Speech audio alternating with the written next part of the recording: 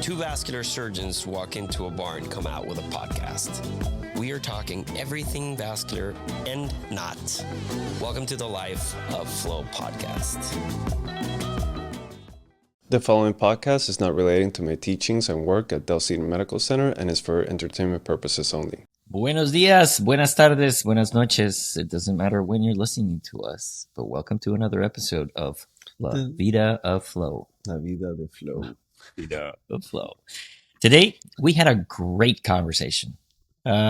Super cool dude. Cesar Marin. Interesting journey from CNN producer to now leading a transformative brand that essentially supports the use of psychedelics responsibly, reasonably in the process of betterment of society. Cesar is actually the founder of a transformative lifestyle brand that dedicates itself to the growth, enlightenment, and responsible psychedelic exploration. How about that? Love it. It was a really cool thing. I want you all to take a minute and remember this. Cultivatingwisdom.net. Doesn't matter when, at the beginning, at the end, or in the middle of the show, you go there, you check out their merch. It is cool. It is fun. I've ordered myself one or two, or maybe more than one or two. And I know my wife wants one or two. So anyway, stick around. It's a fun conversation about his own journey and where he thinks we should be going. So hopefully you'll enjoy. Vamos. Vámonos. Cesar, thank you, my friend, for being here Friday morning, taking part of your day to spend time with us, and we really appreciate it. Cesar and I met through Courtney, as a lot of our guests come into Life of Flow podcast, and Cesar was giving a big presentation at South by Southwest, and we connected for like half a second, and it just said, yeah, I want to be friends with you. Yeah. Please come on the podcast. Let's hang out and let's share some information. So obviously I wasn't there. What were you talking about? Wow, we were talking about a whole bunch of stuff, right? It was a really wonderful introduction into one, hearing what Lucas was doing, which was fascinating. Two, I think that there's this sense of connection, right? When you meet somebody and you're both on the same vibrational energy, and I have this analogy that humans are like mushrooms, and we use our own mycelial network to connect, and all of a sudden we connect to these other mushrooms where we know there's something there. There's something in common. There's a vision, a mission that's in common. And I found that right away with Lucas, and right away, we started to talk about my microdosing, and how psychedelics had changed my life and where I was before. And it was just a really wonderful conversation. It was just a really good opening conversation. And again, it goes back to, when you connect with people in that positive way, there's that potential that the connection is going to be, it could be life lasting. South by Southwest is not just music, right? It's got all sorts of, like, there's art and discussions and panels and conversations. yeah, it's really interesting. Like, I really have to come next year. Yeah. And maybe there's a chance that we could do some of these interviews, because if there's people like Cesar there, then I think that we're gonna get our mycelial connections out Yeah. and vibrate with everybody out there. That's super interesting. All right. Next year we're on. So let's do it. We'll figure out a way to make sure that we get ourselves in there. It works. And you never know who you're gonna meet. The last day I was there was funny. The last day I was there, I go to listen to Rick Doblin. Rick Doblin is the president of MAPS. MAPS is the Multidisciplinary Association for the Study of Psychedelics. And I walk down into one of the first rows, and I go to sit down, and I look next to me, and who's there? Andrew Huberman. So you never know who you're gonna sit next to or bump into at South by Southwest. So you guys definitely have to go, because there's a lot of wonderful conversations going on there. And my people from All In podcast go there. So I'm You're gonna manifest that. I'm a mega fan of them, and I think that I could get there. But all right, so you're now in this journey, Cesar. Have you always been doing this? I mean, has this been your life calling? What kind of your, one of the things we love doing here, when we first have a guest is, talk a little bit about how you got to this. It may be, how are you now the chief of vascular surgery at Emory? or it may be, why are you now the CEO of your company called Microdosing? So what's been your path, if you don't mind sharing, as far back as you feel it's relevant for this story? So I'm gonna go back to the pivotal moment where it all happened, and it was the fall of 2022. At that time, a producer at CNN. I'd been at CNN for 25 years. That had been my life's work. TV producer. That's what identified me. That's what I had done half of my adult life. And at that moment, when things were going to drastically change, I was about to lose my job through a layoff. Things were going to really change. Plant medicine, psychedelics, mushrooms came into my life. And it opened up what a world it opened up. It opened up a world of my own potential. It opened up a world of consciousness. It opened up a world of really living in the moment, really living in the now. So it was right before, right? I was the typical 50 something year old on that corporate hamster wheel, of just going through the motions. I'd been at CNN for 25 years. So after 25 years, you make a comfortable living, you get weeks of vacation, you have wonderful benefits, so you get comfortable. You get real comfortable. And at the time, I was battling a cannabis dependency. I had a really toxic relationship with cannabis. Cannabis had literally gripped me by the scruff of the neck and said, You're going to do whatever we want. You're going to get up and get high. You're going to go to work and get high. You're going to get high at work. You're gonna get high on the way home. You're gonna get high while you're home. You're gonna skate home and get high. So it was this habitual, just constant. I didn't have the potential and the ability, the mind ability to say, not right now. You know what? Not right now. So plant medicine came into my life at that time, at that fall of 2022. I end up getting laid off. I start to microdose. I start to use psychedelics. I start to use psilocybin and eventually LSD in a really small amount, subperceptual amount. I can go over, discussing seeing what microdosing is, obviously, for people in the audience that aren't familiar with what microdosing is. But I create a protocol for myself that completely changes my life. I change my relationship with cannabis. I realize I'm going to get laid off and I end up starting my own company. And 2.5 years later, I become a thought leader for people who are using psychedelics responsibly, and especially people over 50, right? That crowd that was raised with psychedelics are bad and psychedelics are horrible, and you're going to take them and you're going to walk off a building, or the ones that did it in college once and had a horrible experience. So it's now going out there and really offering up, conversations, right, about how I've used psychedelics to change my life, to reinvent myself, and to find this new path of educating people on the new psychedelics. Right, I tell people this isn't the psychedelics of the '60s. This is the psychedelics of Johns Hopkins University, of NYU, of Stanford, of Berkeley, of Harvard, of Imperial College. There's just so many institutions that are looking to see how they can use these molecules to better humanity, and look at issues that we deal with as humans, and see how potentially they can be used to overcome some of these. Yeah, we've had some great guests here. Yeah. And I see, and see if you follow my connection. I see a thread line between this part of science and something that is close to us, very niche, that's called deep vein arterialization, which is something that we do. And follow me on this. Oh, wow. Yeah, follow me on this. Let's go. When we started, we didn't know anything about it.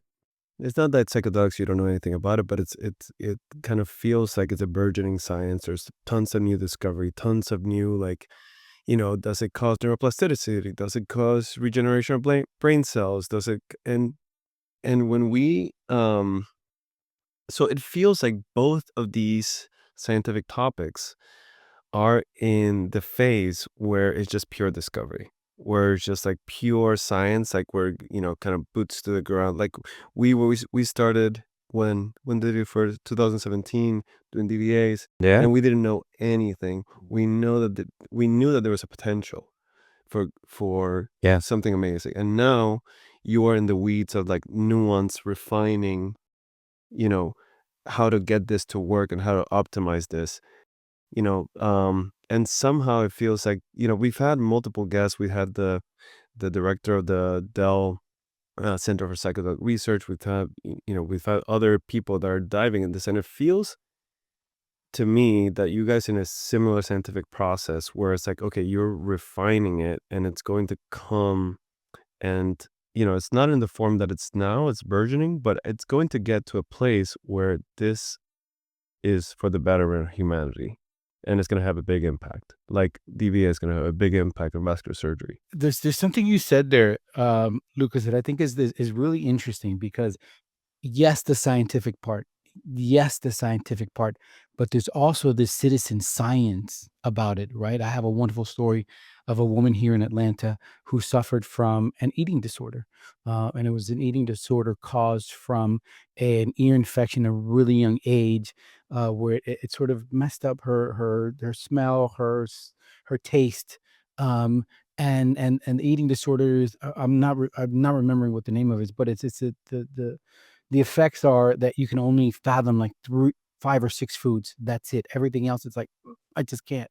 I just can't. I can't see it. I can't listen to it. And she lives this all her life. Nutritionist, psychologist, therapist, everything. Nothing. And it just so happens that she meets this boy who's a foodie, and now he's in love and she's in love, so he can't sort of share with her what he loves.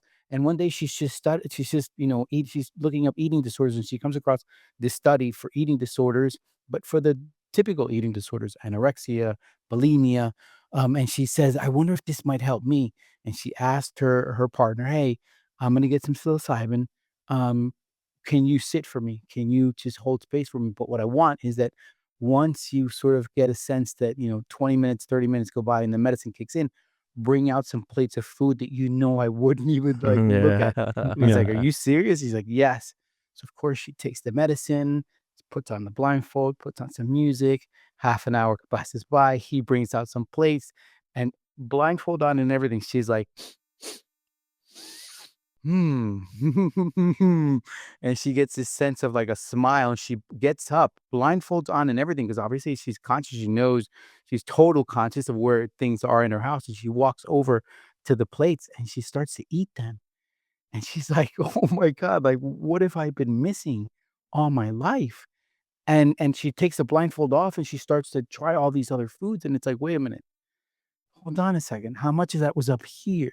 Uh, Right? How much of that was really near? And now, yes, of course, there's 2 or 3 foods that she's like, I just don't know. But for the most part, they're going out to every restaurant possible. So yes, the science, of course, because it's easier for me, right, to have a discussion with someone when I have science behind me than if not.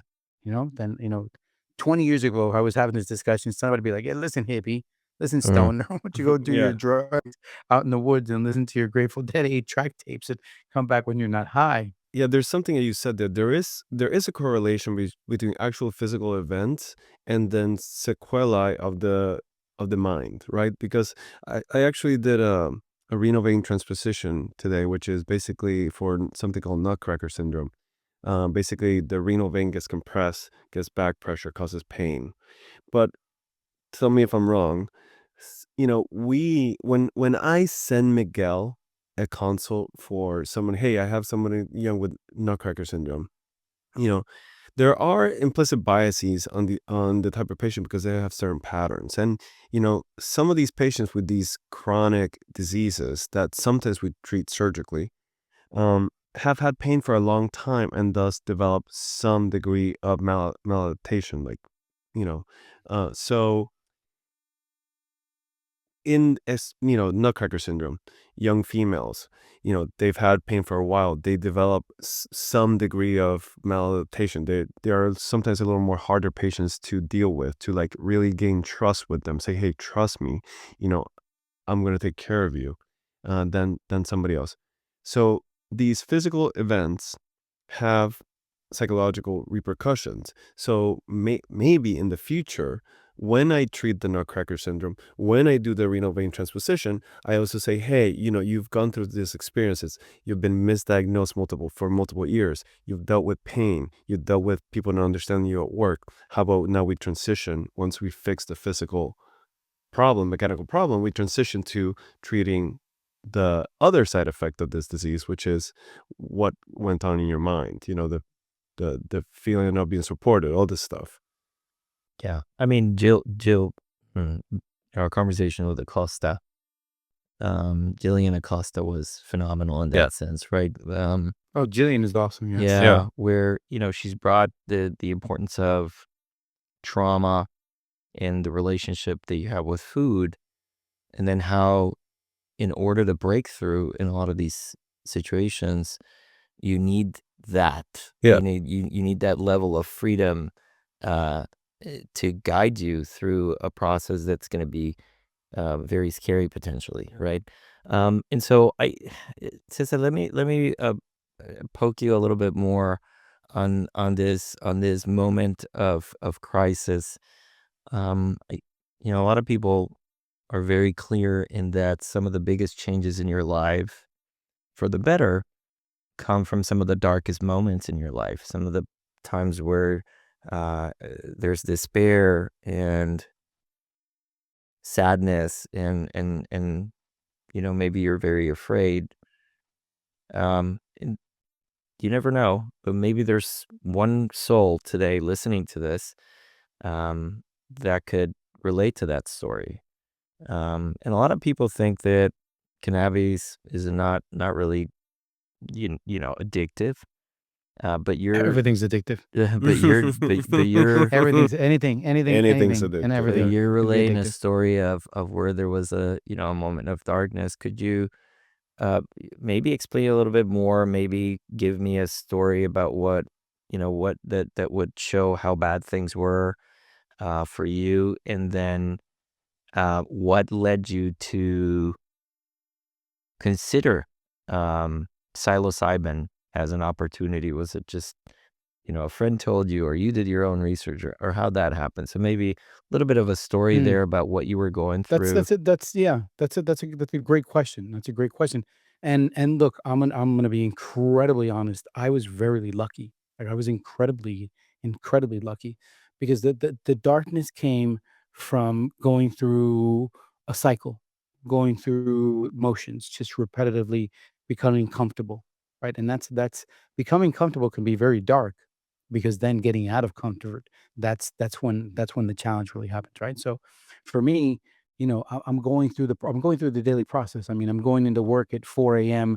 to produce a live TV show at 8 a.m., knowing that at any moment, something can happen and it's breaking news. We're not doing your show anymore because I was producing a sports show. So it was very just I'm going through the motions. I'm going to work, getting high. I'm getting high at work. It's just this darkness of just there was no it was almost like there was no hope, right? It was almost like, okay, you're 55, you work another 10 years, you'll retire, they'll roll you down the stairs and you'll say goodbye. But there was no sense of mission, there was no sense of purpose. It was just going through the motions. And again, with the dependency to the cannabis, um, someone close to me has an experience. It was July of 2022. They have an experience at Martha's Vineyards during the 4th of July. And they come back and tell me the story that they had, a chocolate bar with psilocybin in it. And that it was just amazing. It was just incredible. And I was like, okay, yeah, whatever. Again, the skeptical, stigmatized person from, the born in the late 60s, right? So born in the late 60s, which means you grew up in the 70s, and by then the war on drugs was full blast. So the recreational curiosity of what is this other high is what gets me. That's what pokes at my curiosity, right? In the sense of, wait a minute, well, maybe since the cannabis isn't really doing it, maybe the psilocybin, maybe the mushrooms are going to give me that thing I'm looking for. And so somehow I find someone who again is close to me. They provide the psilocybin, and the first day, right? And it was really there's when the word psychedelics was coined, by Aldous Huxley. He said, to fathom hell or feel angelic, take a pinch of psychedelics. And that's where the word was coined. So on my first big dosage, on my first 2 gram journey of psychedelics, which now again, it's a recreational curiosity. I'm not enlightening. I'm not optimizing. I'm not trying to heal myself. I'm just like, let's get high. I take the chocolate bar, two little bit more than 2 grams of the chocolate bar. I'm riding this bicycle, and half an hour in, I go, oh my goodness, that's what my hands feel like. And I start to breathe, and I go, wow, that's what it feels like to breathe. And I'm on this bike ride with about 200 humans, and I look around, I'm like, oh my God, I'm surrounded by a whole bunch of wonderful, beautiful human beings. And it's this sense of feel angelic. There was this angelic feeling to it. But as I'm driving home after this bike ride and the street lights are going off as fireworks, something says to me, Cesar Marin, what are you doing? Are you serious? You're behind the wheel of an automobile going 70 miles an hour as you're literally hallucinating. I mean, what do you like? What's wrong with you?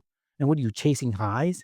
Like you're 55 years old and you're chasing highs, dude. You have 3 kids. Like, what is wrong with you? It was this consciousness of like, wake up, wake up, fathom hell. I felt like I was literally being interrogated by myself and questioning everything I was doing in life, everything, all of it. And as I get home, as a good journalist, because I've worked at CNN for 25 years, I start to dig deep, like what just went on? What was it that these substances did that literally had me feeling angelic and then had me feeling like I was, a horrible human? And I realized, okay, wait a minute, they're using psychedelics as medicine. What, for anxiety, for depression, for PTSD, for substance dependencies, and that's when the term microdosing came into my life, and that was the monumental shift. So I was lucky enough that all of this came, all the pieces fell into place perfectly, right? The mushrooms find me, they start to talk to me. They say, "Hey, by the way, you're gonna get laid off. What are you gonna do? You got to figure life out, guy." And it was literally like they said, we're going to close this 25-year chapter and we're going to open up this new one. So it was almost like I skated into this, right? I stopped living that default mode network consistently the same way and changed my thought patterns and changed some of my habits before it all went haywire. Because people have asked me, Caesar, what would have been of your life? That's exactly what I was gonna ask you. I wanted to ask you that. Could you think of a version of you had you not fallen luckily into this? What do you think would have spiraled? What do you think would have happened? Wow, that's it again. That's a great question because let's look at this, right? 55-year-old TV producer. Okay. TV's dying, right? Producer.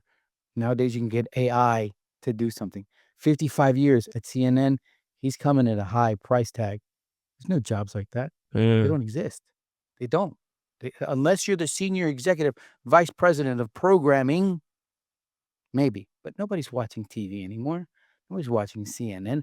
Nobody's going to CNN Sports to let me get the highlights on the Formula One race or the soccer goals because they already have it on their phone. It was a dying. It's a dying.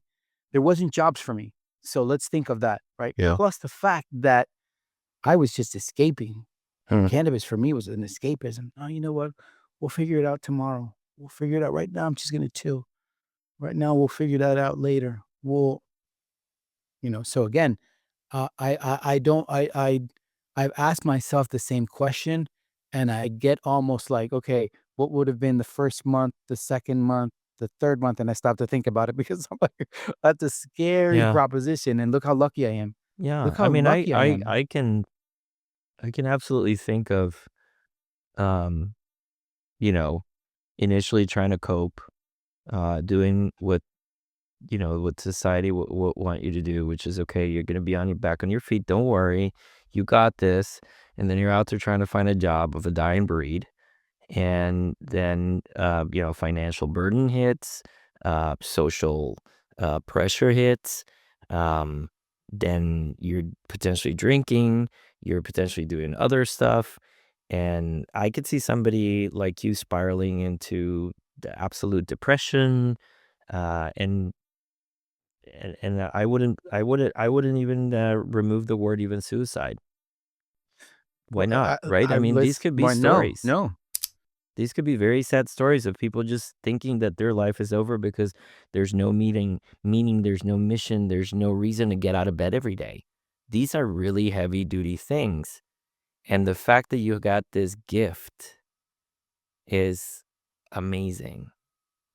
Now, fast forward, how did you when does it become, it seems like it was a you journey, right? This Oh is a yes. moment. You don't know this. There's a new friend in your life, and you're inquisitive, you're curious, your journalistic kicks in, and you start learning and teaching and everything. And how was that first phase of learning everything about you and about this new potential medication? Tell me a little bit It about that. was. It was. You know what? It was really wonderful because I found this new. I always tell people for 25 years I told other people's stories, and during those 25 years, my mom was always like, "Why aren't you in front of the camera? Like, what is wrong with you? Like, why aren't you in front of the camera? Like, you're very engaging, you speak very well. Like, what?" And I was like, "No, that's just not my thing." So it was this crazy, crazy shift and change where and it wasn't that I wasn't a happy person, but as you're going through the motion, you're just going through the motions. And as I start to microdose, right? And I'm still working at CNN, um, I tell people I literally went from hiding my substance, molecule, drug, whatever you want to call it, use to openly talking to people. Hey, I'm microdosing. What are you talking about? Yeah, I used some psilocybin this morning before coming to work. Are you serious? Yeah, I have. Do I look high? They're like, no, like your show like kicked ass. Like, what was that? Like you seem a lot more alert and you seem clearer and you're more focused and you're making, decisions that before maybe you would have asked somebody. Now you're just doing them. Like, so it was this shift, right? It was this shift in it. And that was where, my chest started to be proud of what I was doing because hello, I was able to overcome a dependency that had me gripped for a long, long time. I was able to say, not right now. I don't need that. I got other things to do. And as I'm walking proudly, right, and I'm sharing my story, and I want to manifest, hey, you know what? I'm using psychedelics. Hey, I'm using mushrooms and I want to buy something, right? I go on the internet. Let me get a t-shirt, something. Everything's very psychedelic. It's very trippy. It's very tie-dye. It's mushrooms that look all crazy. And that's where the vision of Cultivating Wisdom, the apparel brand, was born, right? So it went from um, seeing the change, manifesting the change, wanting others to manifest the change, and now creating this community, right? Creating this outreach of other people who are doing the same thing, of other people who are using psychedelics responsibly, who are using it as a life performance enhancer, right? It makes them feel better. It makes them more creative. It makes them more empathetic. It makes them more in tune with who they are. So it really I went from telling, like I said, other people's stories to sharing my stories, and it's wonderful because it's this sense of, when I started to work in broadcasting, you literally needed a building and you needed a studio and you needed cameras and you needed a director and you needed a control room and you needed to send it up to a satellite and you needed to buy airtime to get your message out. Now with a phone, we all have the potential to share our story, to share our message, to cultivate our own wisdom, whichever that is that we have. Yeah. Can quick question, like how do you ideally, what would you see the role of on our side to be on this? Because obviously, you know, I'm in Austin. I see a lot of people doing and basically building businesses around this, and projecting for the future. Um, and this thing comes into my mind. I was like, okay, how can I use this? And the obvious things are like trauma. So, you know, we live and breathe limb salvage. So a lot of our patients have traumatic events of amputations. So that's just like a no-brainer for me. It's like, okay, ideally in the future, when unfortunately I fail and I can't save someone's leg, besides just doing the amputation, seeing them in the clinic, taking out the sutures, and then saying, you know, good luck. I can say, hey, you've been through something traumatic, something, a part of your body's missing, you have phantom pains, all these things. I'm going to refer you to the Center for Psychedelic Research at Dell uh, here at UT, and they have a program dedicated to amputees. I see that. I see that in 10 years, 100%. I also see that, we talk a lot about physician burnout. So I see that there is another side of this, which is optimization for people with high stress jobs and for jobs that sometimes can be disheartening. You have to deal with bureaucracy, you have to deal with human suffering, you have to deal with, just the logistics of things. So these things take a toll on you, and physicians, have high suicide rates, have high alcoholism rates, all these things, maladaptive behaviors to stress. So what do you see for us as a class of individuals, as physicians, and where should we be curious about this, championing some of these things, or just reading, or what do you see as our role in this? I think education. I think education is the first, right? And education in the sense of, what's your speciality, right? What it's eating disorders, whether it's heart conditions, whether it's and see what studies are being done. I think right now, last I checked, I think there were 600 trials or studies being done worldwide with psychedelics. I think 200 of them, a little bit more, might be psilocybin. Um, but it's that educational part, right? Because again, psychedelics aren't for everyone, right? So there's a lot of things, right? So you might say, yeah, this might work for someone who deals with PTSD, but is there some schizophrenia in there? Is there some bipolar disorder in there? So that's why I think, again, the clinical studies, right? The science behind this is where it's going to be really important, because then you have to take into account AI, right? Can we literally create different molecules, psychedelic molecules, through AI for certain conditions, right? Or for certain type of individual, right? Let's say you can somehow tap into the part of the brain that's wired for a first responder who is literally going to accidents where people's lives are changing, who are going to fires, who are going to people's worst days of their lives, right? Or TV reporters, right? TV reporters who are covering, wars, who are covering famine, who are covering the worst part of what humanity does. So, could that be a potential? So I think it's for all of us, education, right? Because there's no sense in saying, you know what, surgeons go through this, and let's find a shaman and everyone go do a ceremony. It's got to be individually, and I think it's also, there's a sense of a calling, right? I don't think that anyone should do um, psychedelic therapy without them themselves saying, "Okay, wait a minute, this is something that's calling me." Because you have to have, like everything in life, there has to be some consent with yourself of why you're going to ingest something that could potentially literally change the way you think about things. So I think, to your question, it's really educating so we can understand how we could best use these molecules and in what setting, right? Is a retreat with just surgeons, who they can really empty out their cup and really share, right, these things, because you can't share them in an operating room. You can't share them in a boardroom of the hospital. I mean, you can share it with your partner, with your spouse, but do they really understand? Right. So again, it's maybe bringing together these communities, right? The communities of first responders, of veterans, of nurses, of, you know, surgeons, dentists, that we can somehow together have that healing. And I think that, again, maybe that community healing together, and that we can openly talk about it. Look, I met a surgeon the other day who said, I'm going to be honest with you, since I started the microdose, man, things are crisper. They're like clear. Like it's almost like I'm seeing things happen before they even happen. And it's not that my surgeries before were bad, but now they're like, like when I finish, I'm proud. I have a smile. Because, but do you think I can share that with many people? I'd lose my license. I'd literally lose my license.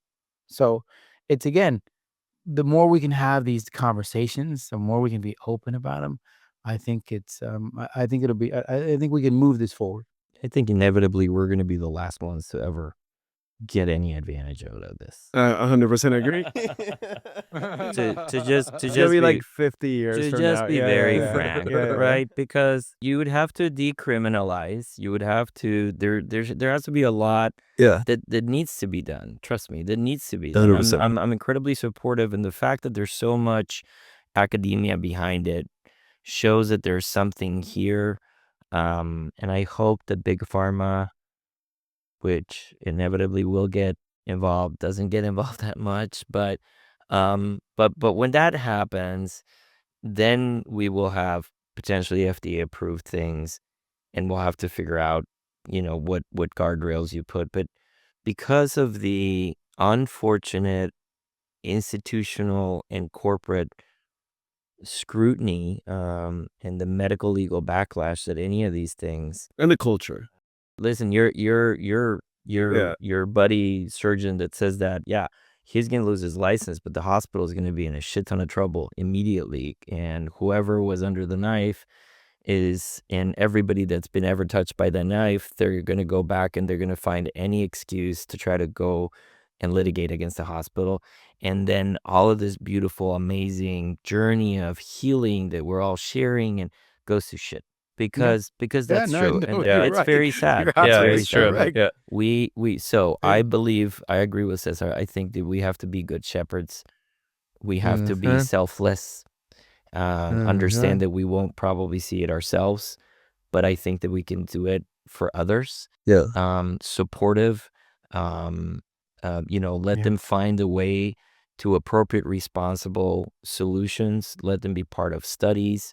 Let them be part of clinical trials and all these things, and advance as much as we can. Like I would love taking one for the team. I would love to see a study on like the effects on people that have major amputations. I would love to see that study, because I think it would bring Just PAD. I mean, go but one just step PAD. back. That is true. I mean, peripheral arterial disease, Cesar, which is what we do, is when you have plaque burden in the lower extremities. And, I preface my conversation with these patients always as, we're going to be friends for life because unfortunately I'll never be able to cure you. In that sentence, I can see everybody just immediately sinking in the chair when I say that. And I immediately, I'll reach out and put my hand on their shoulder and say, listen, I've got you. We're going to be family and I'm going to be here for you. But the reality is, I'm never going to be able to cure you. And some of these patients go for one intervention and another intervention and another intervention. Jesus Christ. Yeah. And then eventually a toe amputation and then 5 amputations and then half a leg. And so it's this mutilating, slow, almost decay process. Yeah. That, certainly we do our part to help, but it's very sad, and it's a path that leads to major depression. Most studies that have been done about this from an epidemiological standpoint and sociological standpoint say that these patients think PAD is worse than terminal cancer. And so, because at least with terminal cancer, they'll say you got 6 months. Go have fun. Yeah. Whereas I can't tell my patient anything like that because I don't know. You may have 6 months, you may have 6 years with legs. I'm not sure. You may be dead in a year, or you may not. But right, there's big conversations, big tough conversations, Cesar. So Cesar, tell me a little bit more about what this what you do. It's a business. Is it a group of people? It's t-shirts. It's connections, networking. Like, what is it? What is your business? I'm just one big mushroom. It's funny. It's funny because Yeah. and first of all, let me rewind a little bit and thank you for what you guys do. Right, you're literally you guys are holding people as you're receiving heart wrenching, heart wrenching information about their lives, and that's got to take an incredibly special individual one to say, "Hey, I'm here for you, and I'm here for you for life, right? Because this is going to be a challenging experience, but I'm here for you for whatever you need." So both of you, thank you so much. Like, thank you because you can't do that what you guys do without having a heart and soul. Um, and again, thank you guys for doing that. That's really amazing, and I go like, "What do I do?" I clown around, I guess, I don't know. Uh, Um, no, you you know know, what I mean? that's why we do this. There's Cesar Yeah. Milan, the dog whisperer. I'm Cesar Marin, the mushroom whisperer. That's what I You should, so, dude, you need to make a it's t-shirt about that. But, Yeah, in a I really am, I funny way. promise. You I am. you know, I yeah, am the mush yeah, that's gonna yeah. change I'm gonna Mushroom change my whisperer. after we hang up, I'm gonna change in my LinkedIn profile and just put the mushroom And whisperer then, on and there. you know, That's make a little like a cartoon silhouette of yourself, kind of like leaning into a mushroom and just kind of talking to or him. just like walking them with a leash, Oh, walking mushrooms with a Walking some leash. yes. Yeah. mushrooms on a leash, Yes. exactly. Yes. Or the Walking, having a actually discussion with some the mushroom. mushrooms walking you with a leash. Oh my God. Here it That I is. So like. the t-shirt in the front Yeah. It's is very you walking the mushroom, comforting but when you see to yourself from the back, see it's more actually and the more. mushroom walking you in the Yeah. I same love t-shirt. that. I In the love same that. I position. love that. But I Cesar, love that. I Cesar, love this that. is why So we do this. the question You know, this the is why question we is what do do I this. do? So Yeah, yeah. I run microdosing. I run Cultivating Wisdom, which is a lifestyle brand, right? We are. I consider myself the official lifestyle brand of this new psychedelic, not revolution, but psychedelic evolution. And it starts with again the apparel, right? The apparel is a way for people courageously for people to courageously manifest that they're using psychedelics, right? Okay. Sort of openly without it being trippy or whatever. So there's that. There's then microdosingover50.com, which is a platform which offers up educational, digital educational platform for people over 50 to understand what microdosing is, how to use microdosing to enhance your cognitive skills and creativity. There's a course on there, A to Z, everything what microdosing is. So there's that. And then we're now putting together optimization retreats. We're of course healing retreats are really important, right, for people to sort of dig deep into the root cause of their mental blockage, their trauma, where they are. But we want to look at how we can take CEOs, CFOs, COOs, C-suite individuals who we can look at someone like Steve Jobs and how he used psychedelics to envision what Apple was going to turn into, how Sam Altman has used psychedelics, to and look at where Chat GPT is. I was just reading that the president of Whole Foods openly talked about how his psychedelic use has taken him to take Whole Foods where it is. So we want to look at how through plant medicine, we can optimize people as not just business owners, but how to optimize as a better partner, as a better parent. So there's that, and then I also have a podcast called the Love You Wealth Podcast, which is um, to help men, in that second stage of life, refocus what wealth is. Right, that for a lot of time, men focus on wealth as what the number is in your bank account, but there has to come a moment where wealth is how many times you hug your kids, how present you are for your spouse, how present you are for yourself. Right? Am I just chasing the Rolexes and the 2, 3 Mercedeses, or am I chasing my own health and my own well-being, my own optimization?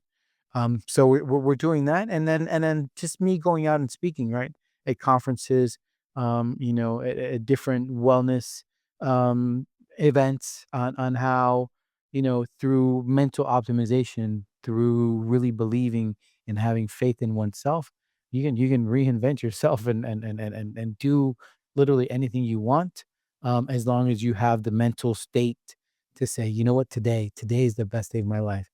Anything that I want, anything that I can manifest can happen today. And you know what? And if it doesn't happen today, then tomorrow's another opportunity. But And it is going to happen. is this an online branding shop? Like, how do you shop if you want to see your Yeah. merch and stuff like that? So cultivatingwisdom.net is where the apparel brand is. We're going to start to go this year a little bit more eco-friendly. So we're going to have a lot more eco-friendly gear. We're going to bring in different products. We're going to bring in some supplementations for microdosing. If you're microdosing, we'll offer up some supplements that you can take while you're microdosing. So you can find it there.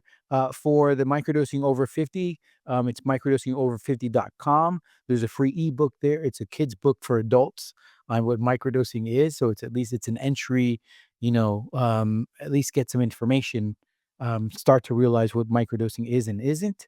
And then, you can find me on LinkedIn, and find out where I'm speaking or what I'm doing and where I'm going to be. So Did you say that you are able to like people can purchase microdosings through your company or no? no, I do partner up with a couple of different ways that people can source medicine, right? One of them is Wonder Bags. Why I'm a big proponent of people growing their own, right? Wonder Bags offers up a wonderful way to do some research, right? It's for research purpose, that they do that. There's a company also called Frequency Capsules, that offers up psilocybin capsules and chocolates, that I partner up with. And then there's a company called Entheo that does more pharmaceutical grade.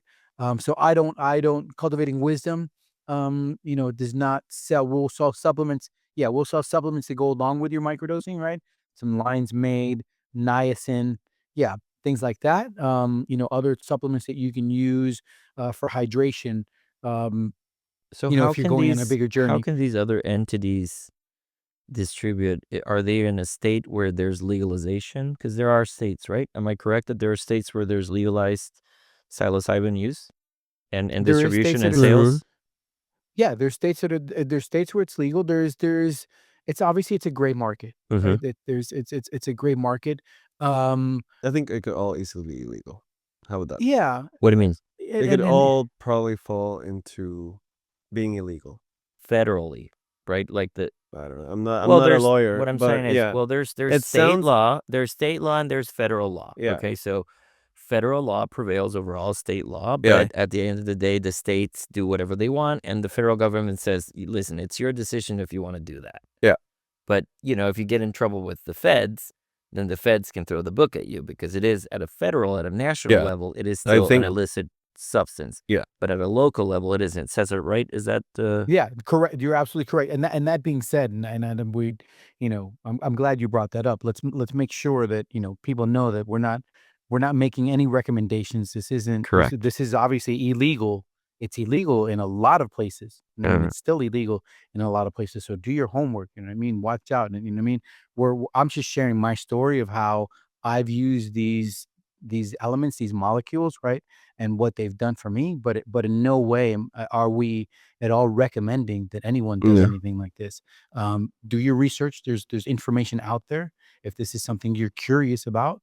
But definitely know that this isn't a medical or legal recommendation of what you should or shouldn't do. Right? Really, each state is different. Right? Each county is different. Make sure you know what your regulations are.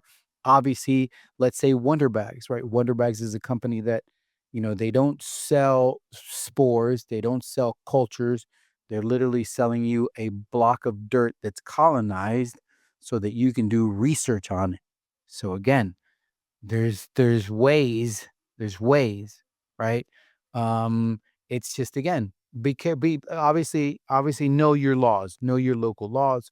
Um, and again, know that there's people that are going to say, look, if this is going to make me feel better, if this is going to help heal, or help my mom who is at the end of life care, if this is going to, help, someone, then some people might do things that, are going to help. yeah. I mean, this is yeah. To be clear, this is highly illegal right now. I think this is a conversation of where science is going and where this is going to be. It's not there. It's going to be there in like 10 years, Yeah. possibly. Hmm. There are And again, look, yeah, it's what I tell people. yeah, well, why aren't psychedelics legal? Why aren't they using it? Why aren't we up here? Well, we're not up here because we're right here. And 10 years ago, we were down here. I mean, the fact that we're having a podcast talking about this openly, we're right here. So let's just, Yeah, Lucas, like you said, it's going to take some time, and it's going to take yeah, more science, and it's going to take more study, and and it's going to take more conversations. people opening up to it. It's, Yeah, it's gonna take conversations about possibility. This is all living in the possibility of things. Like, I mean, we have to take a really close look at where we're living right now, of like, the lots of maladaptive behavior that we have as a society as a whole. You know, opioid um opioid abuse, which we should all, as physicians, should be highly responsible for this. Highly responsible. We went along as sheep. Okay, we went along as sheep with this. So we now have to foster conversations to get ourselves out of this hole. And this is one of them. So this is just what it is. It's just a conversation about possibilities, about the future, about what it holds, and great science, and really interesting science. And this is what we love. This is why we do this, to help people with And science. I love what's going on in Texas. Texas, there's a bill for more research with ibogaine. Ibogaine Mm-hmm. comes from the iboga plant, which is a plant that grows in Africa, and it's having incredible results with people who are suffering opioid abuse, you know, PTSD, other dependencies. And there's this bill being in House in Texas for more funding for more studies in education. So that's going to be interesting because it's that bipartisan. It's someone like the former governor Rick Perry getting behind this. So we have some legislation. Ibogaine, the fact that it's a psychedelic where there's not the recreational component to it. You know what I mean? It's not LSD. It's not psilocybin. It's not MDMA. It's something no one's using ibogaine to go to a rave or go to a concert. That's not happening. No one's taking it because I'm going to go out a little bit. You know what I mean? Let me Right. microdose a little ibogaine so that's not happening. So I think that potential for that medicine to go through, I think is really high. And I think if we get one state at a time to open up to this, at the end of the day, the Northern Star for people who are in this psychedelic evolution is better humans, right? We don't need people addicted to opioids. We don't, there's so Or many things liquor. that we can. Or alcohol. Jesus Or Christ. marijuana. The amount of liver failure and decadence from alcohol abuse that we see, and the normalization of it Trauma. in social entities and commercials and all of the, it's crazy that it's there. Crazy. Yeah. It's Yeah, so it's crazy. crazy. It's so It's normalized. just, Hey, I'm having a it's barbecue. What should I nauseous. bring? I'll just bring some beers. Just Coors Light. Yeah. Oh, now you It's know like what? the most Yeah, horrible thing now on you know earth. what? Yeah. Just make them in some seltzer so it tastes like you're drinking seltzer. I know. You know what I Yeah. mean? And it's all Nauseous. cool. And It's it's like, nauseous. so yeah, again, we've normalized something that can literally kill us, and we've made something illegal, something that could literally make us be born again. You know what I mean? At least mentally. When I saw So crazy. that Joe Rogan episode with Rick Perry, I said, "Oh shit! Like something's shifting here." Like that. Yeah. Just Rick Perry was like, "Oh, like Jesus," all that. Yeah. Like so, and now it's so super Very evangelical. conservative. Not like Yeah. nothing is wrong with Jesus. Yeah, it's just like No, but conservative, very conservative, evangelical. very conservative. Yeah, conservative, very conservative, evangelical. very anti. And look, he Yeah. says it. Rick Perry says it. I'm not pro psychedelics. Yeah. I'm pro ibogaine. I'm Yeah. not pro making all these It other doesn't things. matter. But this one, Yeah, it doesn't matter. It's It's a- like it's a it's baby pro. steps. Yeah, it's a huge step. Now that's a huge Yes. step. Huge step. So that was like, okay, wow, this is maybe changing fast. All right, guys, let me make a time check here. It's been a good hour or so. I feel like we're just starting to tickle on some of these projects of Yes. yours.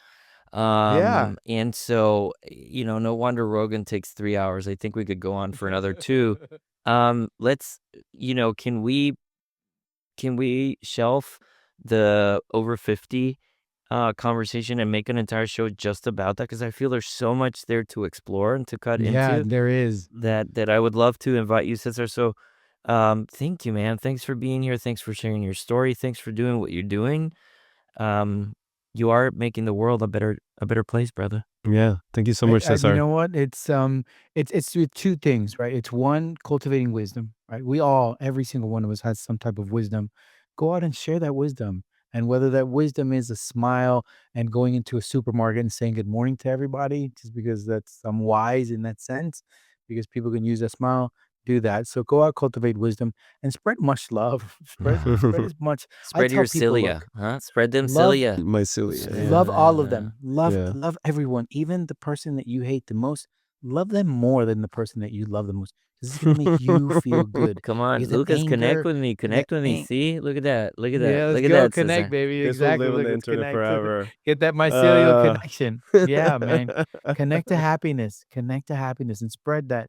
Spread happiness and joy to everyone. All right. Wherever you go, it makes you feel better. Beautiful. Awesome. God bless you. Be well. We'll be in touch, man. Much love to you guys. Appreciate you guys. Bye-bye. Bye. Blessings.